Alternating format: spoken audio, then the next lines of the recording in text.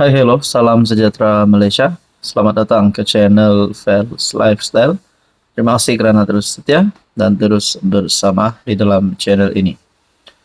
Tuan-tuan dan puan yang saya hormati, setelah selesainya PRK Dun Air Kuning, kemenangan bagi Barisan Nasional membuktikan PN tidak mampu untuk mengalahkan BN pada PRK kali ini, ataupun calon daripada kerajaan.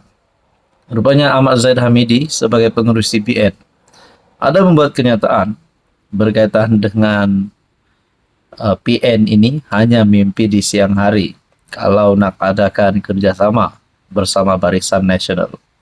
Dan pada akhirnya Muhyiddin Yassin. Apa Muhyiddin kata? Beliau kata, Muhyiddin sindir Ahmad Zahid. Siapa sebenarnya bermimpi?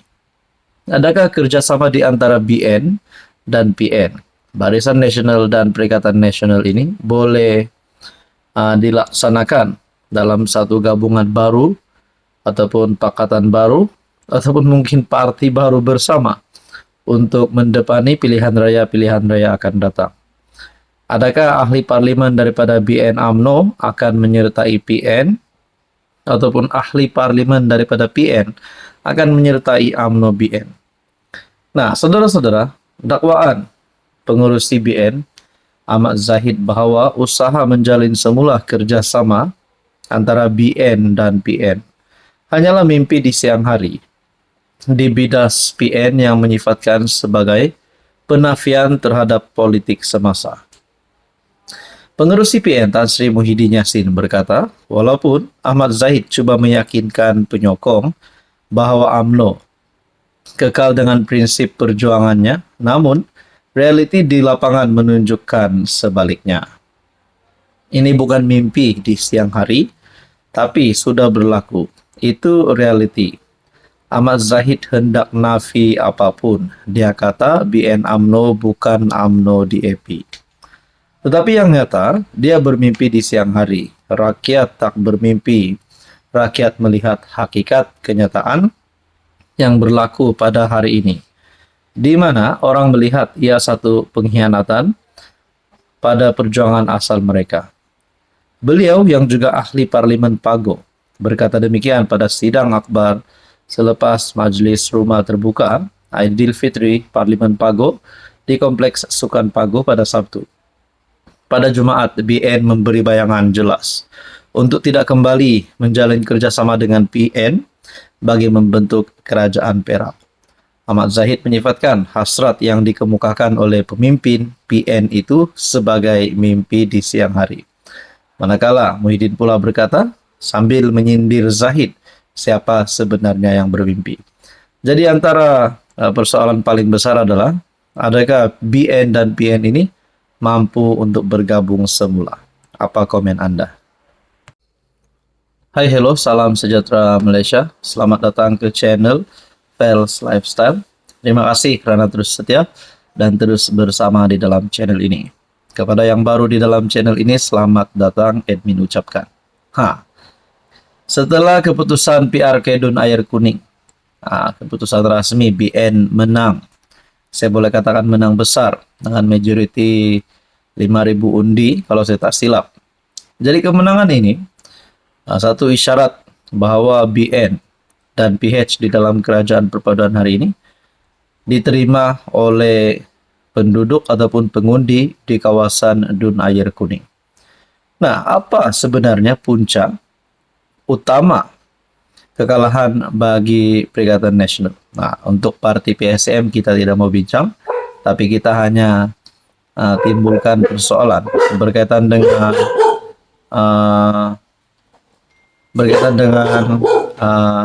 parti PN pula. Apa sebenarnya punca utama kekalahan PN? Ada yang kata disebabkan menunggang isu ladang babi lah.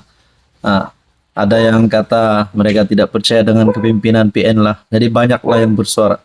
Tapi ada satu pandangan, satu kenyataan daripada Tok Him. PN kalah sebab sombong, strategi bangang. Saya rasa ini satu lagi pukulan padu untuk PN, terutamanya Parti PAS yang menghantar calon bagi PRK Dun Air Kuning. Mungkinkah dengan ini Hadi Awang Muhyiddin tiada harapan lagi untuk memimpin PN ke arah mendapat kemenangan yang lebih banyak pada pilihan raya akan datang.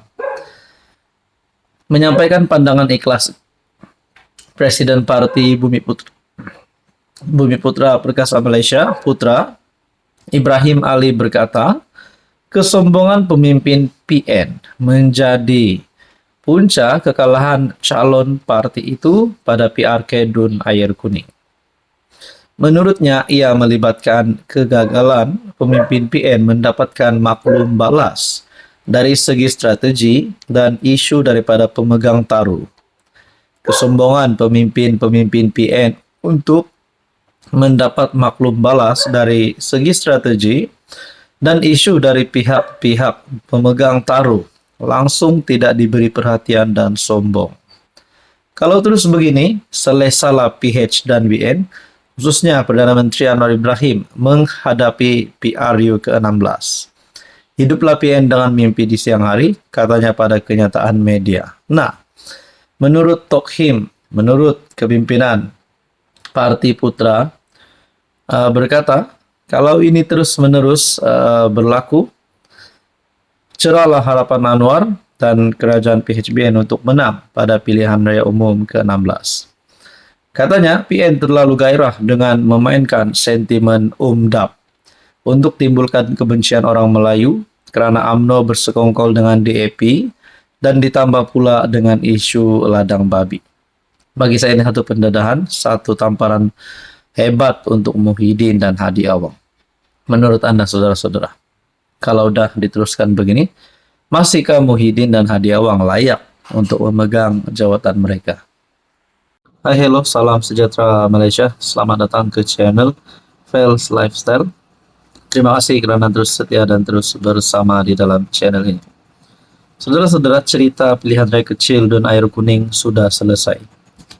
PAS sudah kalah. Tapi kenapa kita dengar lagi kepimpinan PAS buat masalah ataupun terlibat dengan satu lagi isu? Tak cukupkah kacau ataupun ada PRU, pilihan raya di negeri ataupun di negara sendiri? Kenapa terdapat isu pemimpin PAS campur PRU Singapura? Menurut Hasbi, perkara ini boleh calar hubungan diplomatik. Saya pun tidak tahu ada 1-2 orangkah pemimpin PAS yang coba untuk campur tangan di dalam PRU Singapura.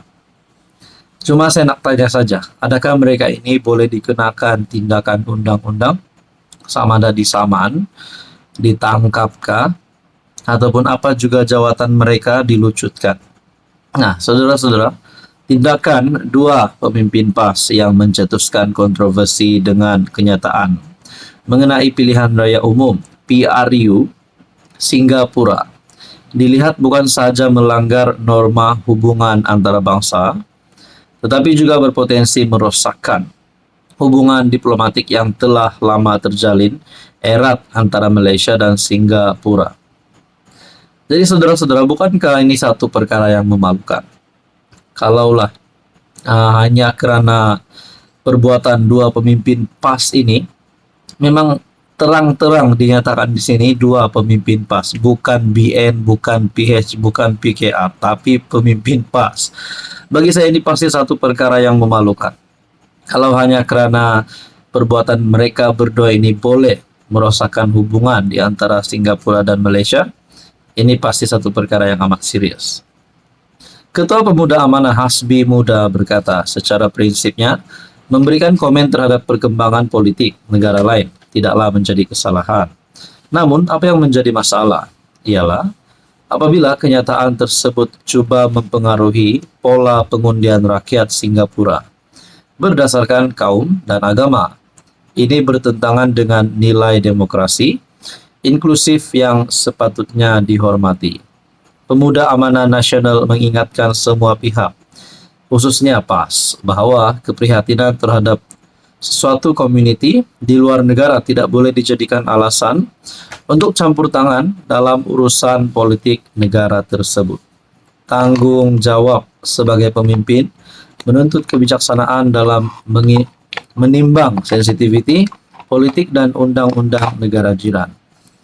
Sebelum ini, Kementerian Hal Ehwal Dalam Negeri Singapura dan Jabatan Pilihan Raya Negara itu pada satu kenyataan bersama menyebut kerajaan Singapura mengenal pasti beberapa individu asing yang coba mempengaruhi PRU dan mengeluarkan arahan pembetulan kepada Meta untuk menyekat akses kepada posting mereka.